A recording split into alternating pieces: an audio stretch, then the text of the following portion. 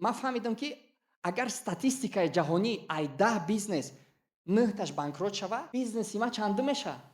Муваффақш. Даҳум и точно. Ман штоби якта муваффақ бизнес ёфтан, ман бояд 9 бор банкрот шавам. Тиҷорате ки мада аутентичност овард, 14-ум тиҷорат буд. Ман 30 солаям. Агар ман ба ин нақша мекофтум, чанд сол мада дар кор буд? 14 зарби 5 сол. Чанд солагимда ман меёфтум? 75. Ман намедонам якум бизнеста муваффақ. Ман намефаҳмам. Ман ҳайрон мешавам вақте ки яхе тренеро мегӯяд, ин ҳами ози 5 қонуне ки 100% бизнеситро муваффақ мекунад.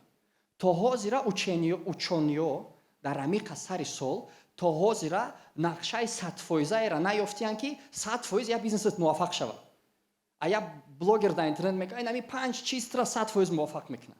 Нест дар ҷаҳон чизе ки 100%-ро муваффақ мекунад. Нест. Но ҳаст чӣ? Ҳаст роҳое ки ту удара сабуктар мекунӣ. То есть ман фаҳмидам, ки ман бояд банкрот шавам. Ман мешавам банкрот, ман мешавам қарздор, но чӣ кунам, ки ҳамин удар сабук шавад? Дар машқ тура ёд наметан 5 қонуне, ки ту дар бокс ягон удар намехӯрӣ.